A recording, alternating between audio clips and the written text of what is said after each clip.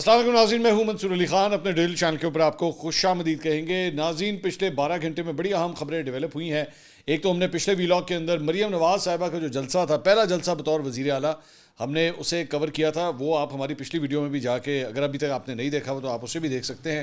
اور اس کے ساتھ ساتھ بڑی اہم خبریں، ملک ریاض صاحب ایک دفعہ پھر خبروں میں آئے ہیں، ان کے بارے میں ڈسکس کریں گے آخر معاملہ کیا ہے. ایک نئی پرابلم میں پھنس گئے ہیں. اس کے علاوہ جناب 3 پی ٹی آئی کے سینیٹرز کی رکنیت معطل ہو چکی ہے. اور اس کے ساتھ ساتھ پاکستان تحریک انصاف کے وہ رہنما جو غائب ہو گئے تھے، ان کے حوالے سے اب ایکشن ہونے لگا ہے. اور اس کے ساتھ ساتھ جناب شاہد خان آفریدی صاحب نے پاکستان کا جو چیمپئنز ٹرافی کا اسکواڈ ہے اس کے اوپر سوالیہ نشان کھڑے کر دیے ہیں. یہ کیا معاملہ ہے، اس کی ڈیٹیلز بھی آپ کو اپنے ویلاگ میں آگے چل کے دیں گے. لیکن اس سے پہلے آپ سے ریکویسٹ کہ چینل کو سبسکرائب کرنا مت بھولیے، بیل آئیکن پریس کیجیے. اگر آپ کو ویڈیو پسند آئے اسے لائک اور شیئر ضرور کیجیے گا. اچھا جی، ملک ریاض صاحب کا معاملہ نہیں سنبھل رہا جناب، نہیں سنبھل رہا. وہ معاملات نہیں طے ہو پا رہے اور مشکلات ان کے لیے بڑھتی جا رہی ہیں. خبر یہ ہے کہ جناب احتساب عدالت نے نیو مری پروجیکٹ گولف سٹی ریفرنس جو ہے ان کے خلاف دائر کر دیا. ایک اور ریفرنس جو ہے وہ آ گیا ہے اور اس پر ان کے اوپر جو ہے وہ 4,500 کنال سرکاری اراضی پر قبضے کا الزام جو ہے وہ عائد کیا گیا. الزام ہے، ذہن میں رکھیے گا، الزام عائد کیا گیا ہے. اور نیب ذرائع کے مطابق ریفرنس میں ملک ریاض کے خلاف یہ 4,500 کنال سرکاری اراضی پر قبضہ کر کے اسے گولف سٹی میں شامل کرنے کے الزامات کے شواہد جو ہیں وہ پیش کیے گئے ہیں. 4,500 کنال اراضی میں محکمہ جنگلات کی اراضی اور موضع مانگا، موضع سلختے سال کھیتر اور دیگر ملکہ دیہی موضوعات جو ہیں اس کے اندر شامل ہے. 4,500 کنال آپ کو پتہ ہے پوری ہاؤسنگ سوسائٹی بن جاتی ہے.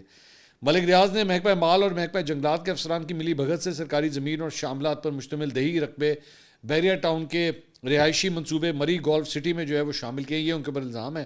کرپشن، بدعنوانی، فراڈ کے اس ریفرنس میں مبینہ طور پر محکمہ مال کے 28 ملزمان کو نامزد کیا گیا ہے اور نیب نے تحقیقات کے بعد احتساب عدالت میں ریفرنس جو ہے وہ دائر کر دیا ہے.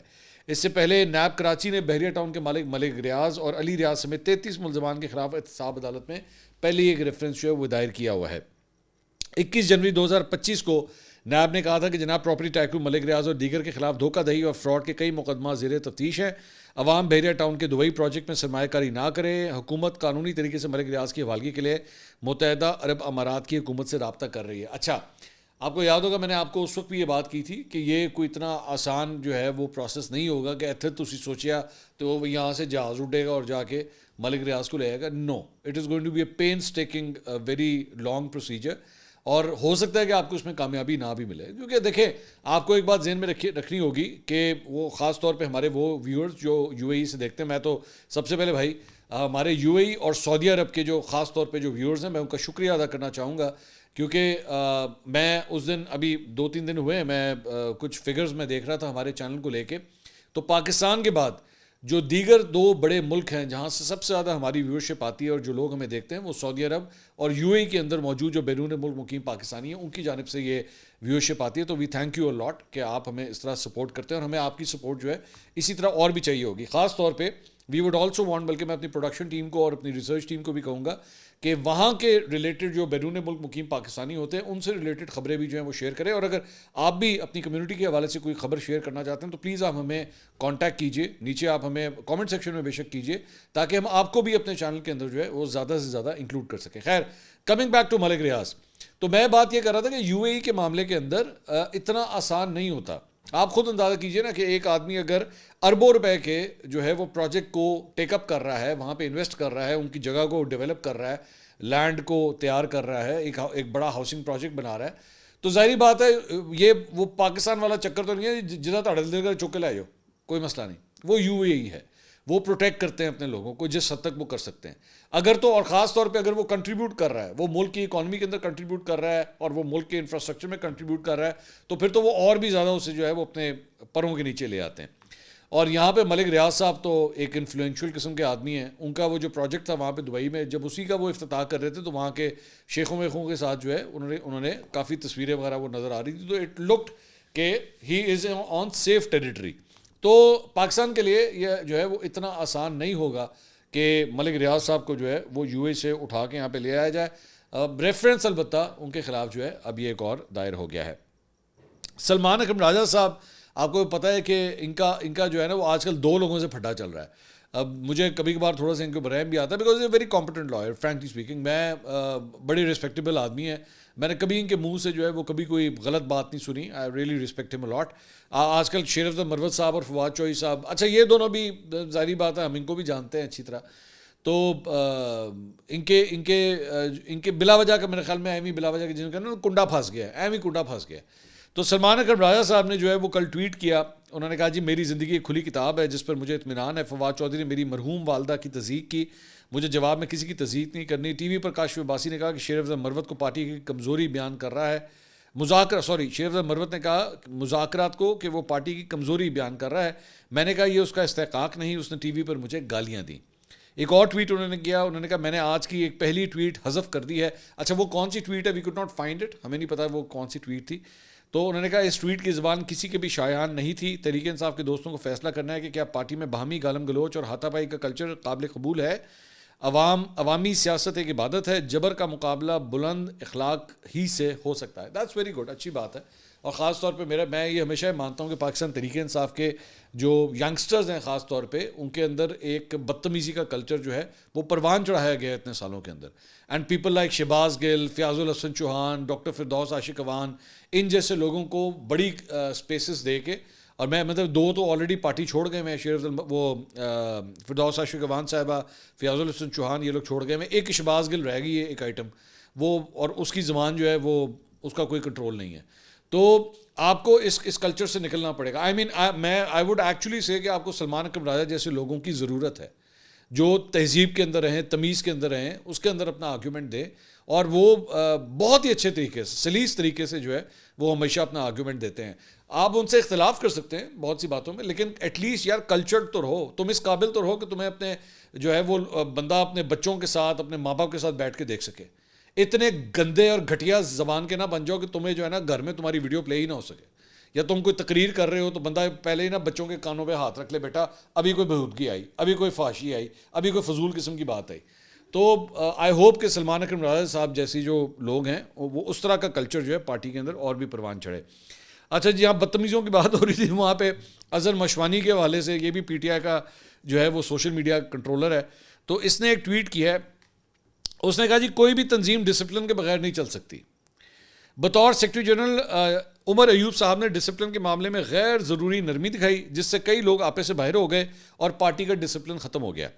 آپ بغیر پریشر لیے عمران خان کی ہدایت کی روشنی میں اپنا کام جاری رکھیں. تمام ورکرز عمران خان کے فیصلوں کے پیچھے ڈٹ کر کھڑے رہیں.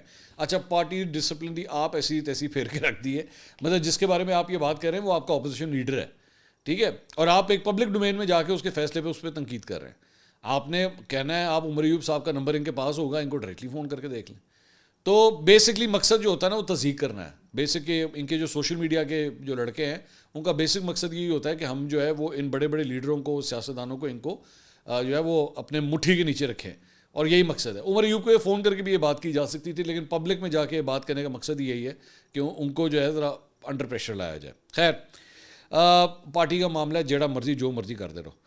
اچھا جی, اس کے علاوہ وی نیوز نے جناب ایک خبر دی ہے کہ پی ٹی آئی نے پنجاب بھر میں احتجاج کرنے کا فیصلہ کر لیا ہے, جس کے ذریعے کارکنان کو جو ہے اب متحرک کیا جائے گا. بہت بہت مبارک ہو بھائی, پی ٹی آئی پنجاب والے جاگ گئے ہیں. اب وہ ان کا بھی وقت آ گیا بتانے کا کہ اسی ہے ہیں, اسی اتنے موجود ہیں. تو ذرائع نے بتایا جی سینٹرل پنجاب میں 20 فروری اور جنوبی پنجاب میں 21 فروری کو احتجاج کیا جائے گا, جبکہ نارتھ پنجاب میں 22 اور ویسٹ پنجاب میں 23 فروری کو احتجاج کرنے کا فیصلہ کیا گیا ہے. اچھا جی, اب اینا دی ذرا بندہ عقل نو سلام کرے کہ نارتھ پنجاب میں 22 کو اور ویسٹ پنجاب میں 23 فروری کو. اب مجھے یہ نہیں پتا کہ یہ نارتھ میں, میرا نہیں خیال میں نارتھ میں لاہور تو نہیں آئے گا, کیونکہ 22 تاریخ کو بھائی لاہور میں میچ ہے قذافی اسٹیڈیم میں. 22 تاریخ کو 22 فروری کو آسٹریلیا اور انگلینڈ کا میچ ہے. تو تاری مہربانی جس دن میچ ہوا کرے نا اس شہر کٹ ہوگا. لیکن یہ نارتھ پنجاب میں لکھا ہوا میرے خیال میں اوپر والی جیلم والی اور وہ پوٹوہار بیلٹ میرے خیال میں ادھر ہوگا یہ. اور ویسٹ پنجاب میں انہوں نے کہا بھائی 23 فروری کو جو ہے ہم کریں گے ویسٹ پنجاب, ٹھیک ہے.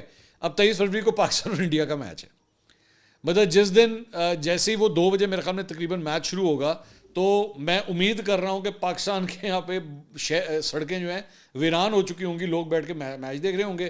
اس دن وہ کہتے ہیں جی اسی احتجاج کر رہے ہیں, لو جی 23 تاریخ میں بھی دیکھ لیں کہو جا تھوڑا احتجاج ہوتا ہے. وہاں پہ عام دنوں میں بندے نہیں نکال سک رہے آپ لوگ پنجاب کے اندر, تو جس دن پاکستان انڈیا کا میچ ہے اس دن دیکھنا آپ کتنے کو بندے نکلتے ہیں.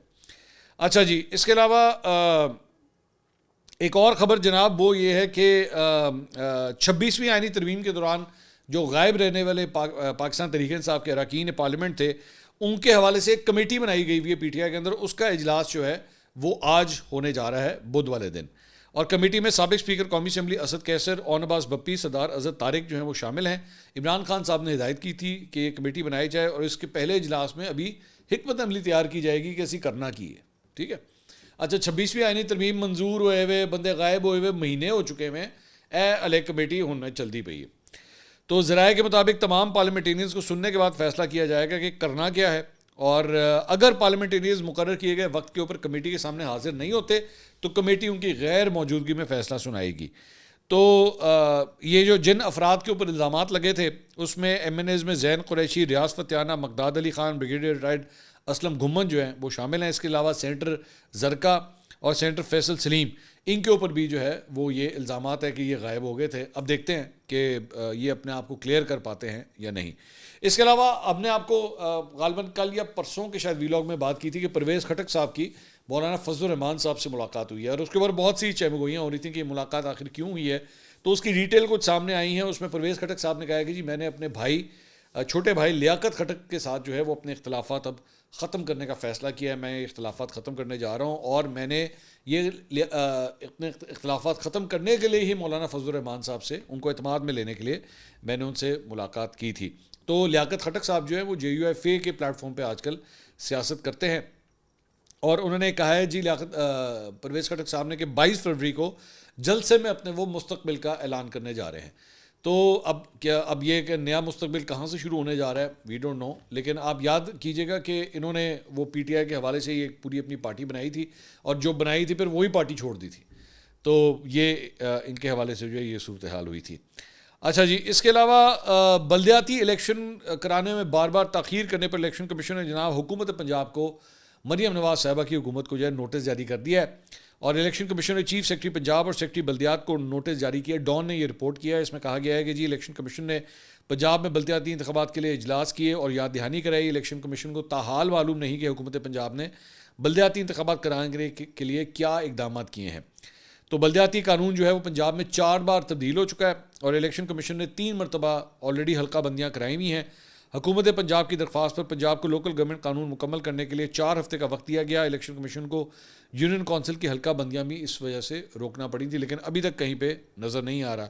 اب یہ معاملہ جو ہے وہ 26 فروری کو صبح 10 بجے الیکشن کمیشن سنے گا کہ اس معاملے کے اوپر آگے کرنا کیا ہے. اچھا جی, اس کے علاوہ جناب مشال یوسف زئی صاحبہ جو بشرا بی بی کی ترجمان ہے, ان کا ایک بڑا انٹرسٹنگ بیان سامنے آیا. ٹویٹ کیا انہوں نے کہا جی جین مینول کے مطابق عمران خان صاحب کا آج بشرا بی بی صاحبہ سے, وکلا سے اور باقی فیملی سے ملاقات کا دن تھا, لیکن اس کے باوجود جیل حکام کل سے ملاقات سے انکاری ہیں. انسداد دہشت گردی عدالت سے اجازت کے بعد ہم اڈیالہ جیل جا رہے تھے, لیکن سب کو راستے میں مختلف جگہوں پر روکا جا رہا تھا. مریم نواز نے یہ ایڈمٹ کیا کہ اڈیالہ جیل میرے انڈر آتا ہے اور میں ہی کرتا دھرتا ہوں, تو اپنی کرسی جانے کے خوف میں مبتلا مینڈیٹ چور وزیر اعلیٰ اب ملاقاتوں سے بھی ڈر رہی ہیں. اچھا, ایک ٹویٹر صارف نے جو ہے, ہم نے بڑی انٹرسٹنگ چیز نوٹ کی کہ ایک ٹویٹر صارف جو ہے انہوں نے ٹویٹ کیا, اور اس ٹویٹ کو مشال یوسف زئی نے ری ٹویٹ کیا. انہوں نے لکھا کہ جی عمران خان کی بہنیں, اس صارف نے لکھا کہ عمران خان کی بہنیں عمران خان سے ملاقات کرنے میں کامیاب, لیکن جیل میں عمران خان سے بشرا بی بی کی ملاقات نہیں کروائی جا رہی اور بشرا بی بی کو مکمل آئسولیٹ کیا ہوا ہے. سو بیسیکلی اس کے اندر ایک قسم کا طنز تھا بشرا بی بی کی بہنوں کے اوپر, عمران خان صاحب کی بہنوں کے اوپر, کہ جناب ان کی تو ملاقاتیں کروائی جا سکتی ہیں لیکن بشرا بی بی کیوں نہیں کروائی جا رہی. تو لگ اس طرح رہا تھا کہ انڈائریکٹلی جو ہے وہ علیمہ خان صاحبہ اور دیگر بہنوں کے اوپر جو ہے وہ ایک طنز کیا گیا ہے کہ آخر یہ کیا چکر ہے. اچھا جی, اس کے علاوہ پیکا ترمیمی ایکٹ, اس کے خلاف درخواستیں جناب 17 اپریل کو سماعت کے لیے مقرر ہوئی ہیں اسلام آباد ہائی کورٹ میں, اور اسلام آباد ہائی کورٹ نے فریقین کو نوٹس جاری کیے تھے, اور اس سلسلے میں 17 اپریل کی آپ سوچیں اتنی دور کی جو ہے وہ ڈیٹ پڑی ہے اس سارے معاملے کے اوپر. پاکستان پیپلز پارٹی کے رہنما یوسف تالپور صاحب, ابھی یہ خبر جب ہم ریکارڈنگ کر رہے ہیں, عمر کوٹ سے جن کا تعلق ہے ان کا انتقال ہو گیا ہے, انا للہ و انا الیہ راجعون. تو یوسف تالپور صاحب جو ہے وہ کافی عرصے سے علیل تھے, بلکہ مجھے یاد ہے کہ مجھے ایگزیکٹلی یاد نہیں کہ کون سی ووٹنگ ہو رہی تھی, شاید اس کے اندر جو ہے یہ ویل چیئر کے اوپر آئے تھے ووٹ کرنے کے لیے. تو اس وقت بھی بہت سے لوگوں نے جو ہے کہا تھا کہ وہ ظاہری بات ہے اس وقت ضرورت ہی ہے کہ ایک ووٹ کی ضرورت تھی, تو لیکن یہ پھر بھی اس پروسیس کے اندر شامل ہونے کے لیے آئے تھے, اور تقریباً مسلسل 6 بار یہ عمر کوٹ سے جو ہے وہ پارلیمنٹ کے اندر آئے ہیں, مطلب ایک very very long serving parliamentarian. تو انتہائی افسوسناک خبر جو ہے وہ پیپلز پارٹی کے اس رہنما کے حوالے سے آئی ہے. اس کے علاوہ جناب سعودی عرب نے پاکستان کو مؤخر ادائیگی پر $10 کروڑ کی ماہانہ پیٹرولیم مصنوعات فراہمی جو ہے وہ جاری رکھنے کا فیصلہ کیا ہے. وفاقی کابینہ اجلاس میں وزیر اعظم نے کابینہ کو سعودی ولی عہد اور وزیر اعظم شہزادہ محمد بن سلمان کی طرف سے انہیں بھیجے گئے خط کے حوالے سے آگاہ کیا. شہباز شریف نے کہا کہ سعودی ولی عہد نے اپنے خط میں پاکستان کے لیے پیٹرولیم مصنوعات کے حوالے سے مؤخر ادائیگی کی بنیاد پر سعودی ڈیولپمنٹ فنڈ کی جانب سے مزید 1 سال کے لیے $100 ملین ماہانہ فراہمی کی تجدید کے بارے میں بتایا ہے. تو this is good news for Pakistan. ساڈے پیسے جڑے نے ہو رگے چلے گئے ہیں جناب, بہت مبارک ہو. اچھا جی, اس کے علاوہ کرکٹ کے میدان سے بھی اب خبریں کچھ شامل کرتے ہیں, اور آئی سی سی نے جناب قومی ٹیم کے سٹار بلے باز بابر اعظم اور فاسٹ بولر شاہین شاہ افریدی کو ٹیم آف دا ایئر کی اعزازی کیپ سے نوازا ہے. اور آئی سی سی کی جانب سے men's T20 team of the year میں پاکستان کی جانب سے بابر اعظم واحد کھلاڑی تھے جنہیں ٹیم کا حصہ بنایا گیا تھا. اور اس کے علاوہ آئی سی سی نے one day team of the year کے لیے قومی ٹیم کے 3 کھلاڑی جن میں شاہین شاہ افریدی, سائم ایوب اور حارث رؤف شامل تھے, انہیں one day team of the year میں شامل کیا گیا تھا. اور چیمپئنز ٹرافی 2025 کے آغاز سے 1 روز قبل آئی سی سی نے بابر اعظم اور شاہین شاہ افریدی کو 2024 کی T20 اور one day team of the year کی اعزازی کیپس بھی دی ہیں. اچھا, میں حیران ہوتا ہوں ویسے, مطلب بابر کے اوپر جو ہے وہ اکثر تنقید کی جاتی ہے, خاص طور پہ پاکستان کے اندر جو ہے وہ ہمارے بڑے مشہور رپورٹر ہیں, ان کو تنقید کرنا بہت اچھا لگتا ہے بابر کے اوپر. تو اور ظاہری بات ہے اس کے ناقدین, he has his own set of critics جو اس کے اوپر تنقید کرتے ہیں. لیکن میں حیران ہوتا ہوں یار, یہ آئی سی سی میں کتنے بیوقوف لوگ بیٹھے ہیں نا, مطلب جو بیٹھ کے ایک آئی سی سی کی ٹیم بنا رہے ہیں تو اس کے اندر بابر کو ہی جو ہے وہ پن پوائنٹ اس کو شامل کر رہے ہیں. وہ اس سارے معاملے کے اندر جو ہے وہ بابر کے اوپر یہ بھی الزام لگتا ہے جناب اس کا تو اسٹرائک ریٹ نہیں ہے, یہ تو بیٹنگ ہی نہیں کر سکتا, لیکن آئی سی سی جو ہے اس کو ٹیم آف دا ایئر کے اندر شامل بھی کر رہی ہے.